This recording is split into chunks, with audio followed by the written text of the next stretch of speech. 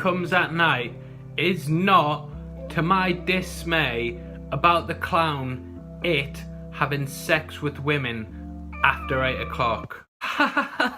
That's like a play on words on cum and comes. These jokes are proper shit, man. I went to see It Comes at Night with no idea of what the story was about, and throughout I kept guessing and thinking, who is it about this, who is about this? And trying to sort of picture in my head what the big bad could be overall, and it still managed to really disappoint. This is the story of a family amidst a plague. They live off-road and want to be secluded from the rest of the world. When a break-in occurs at their secure home, they decide to take in another family. But fear of the virus drives a wedge between the two families and the tension rises from there. Visually, it reminded me a lot of The Last of Us. Joel Edgerton pretty much plays Joel. The look's similar, the dress similar, they pack gas masks to avoid infection, and they say, surviving.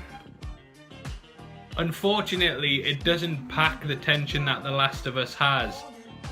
Surviving. How many dream sequences there are throughout the entire film. This movie has more dream sequences than Batman v Superman. This movie has more dream sequences than a Martin Luther King speech.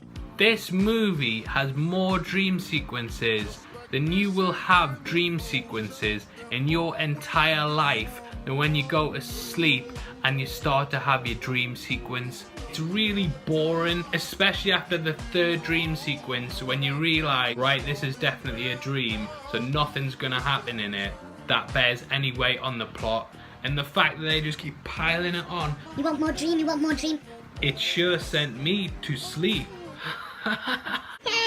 There's some scenes in it that really feel like they might be going somewhere but they never do. Like you'd think the young boy of the family might fancy the girl from the other family.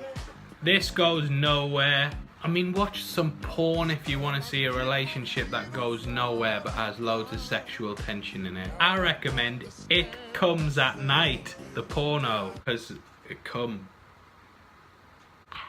The film's really well shot and the score does a good job at making the film feel more tense than it actually is. It's well acted, but there's something just missing from it. In terms of being a horror, it isn't scary, and I don't think fans of it would even enjoy it on the second watch. We've seen a resurgence of really good horror movies recently with things like The Autopsy of Jane Doe, Oculus, It Follows, Train to Busan, etc, etc, but this just falls flat. Honestly, if you want a film like this, packed with desperation, people barely getting by, a whole depressing feeling throughout, I would go with The Road. It has the same ideas but it executes them a lot better. Overall, I think this film was massively disappointing, especially after reading all the positive reviews and seeing its great score on Rotten Tomatoes. It doesn't feel like a horror movie to me. It's not even original or interesting in its premise, and it feels like the starting blocks of what could have been a great movie, but it just never develops the ideas fully.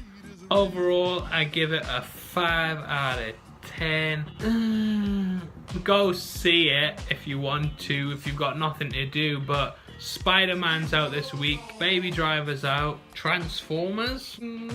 But there's plenty of other things that I would recommend going seeing over this, except for Transformers because it's fucking shit. So what did you think of the film? Comment below and let me know. Check out my other movie, game, TV, comic book reviews at definition.co.uk, and I'll see you next time. Peace.